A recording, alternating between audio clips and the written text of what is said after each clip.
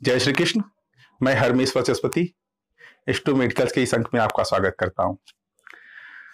आइए जानते हैं नागपंचमी के दिन दंगल का आयोजन क्यों किया जाता है। दंगल अर्थात कुश्ती, शक्ति और बल का प्रतीक। इसके पीछे जो कथा है वो भीमसेन से जुड़ी हुई है। एक मुख्य कथा भीमसेन से इसलिए भी कुश्ती से जुड़ी हुई है कि नागपंचमी के ही दिन दुर्योधन ने षड्यंत्र करके भीमसेन को विष दे दिया था भोजन में, कालकूट विष, जो भयंकर विषों की श्रेणी में आता है। वो देने के बाद उन्हें गंगा जी में बहा दिया था और वो बहते बहते नागलोक पहुंच गए थे। वहां नागों द्वारा डसा जाने पे धीरे धीरे उनका जो कालकूट का विष था वो कम होता गया, उसका असर, और वो होश में आ गए।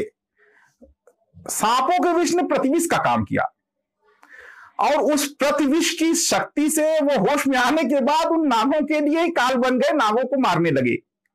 और बचे हुए नाग घबराकर, क्योंकि भीमसेन बचपन से ही शक्तिशाली थे, घबराकर वापस अपने राजा वासुकी के पास आए।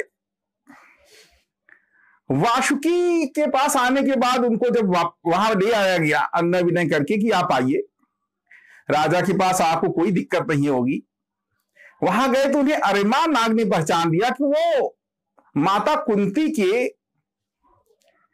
पिता कुंती भोज के भी नाना थे, नागकुल की कन्या थी कुंती भोज की मां।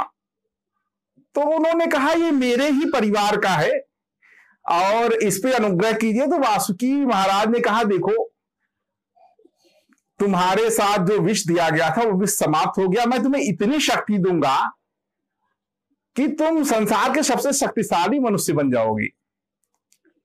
और वास्तव में उन्होंने 8 कुंडों का, जो अष्टनाग प्रमुख हैं, उनके 8 कुंड, 8 शक्ति स्रोतों का रसायन और जल उनको पान कराया गया और 8 दिन तक उसका पान करने के बाद अलग अलग सोते रहे। वो जब शक्ति उनके शरीर में समाहित हो गई, वो उससे प्रभाव में पूरी तरह से आ गए और जब शक्ति संचय हो गया तो वो बाहर आए और उन लोगों ने कहा आपका परिवार परेशान हो रहा होगा, वापस उसी जगह पर भेज दिया जहां से वो आए थे।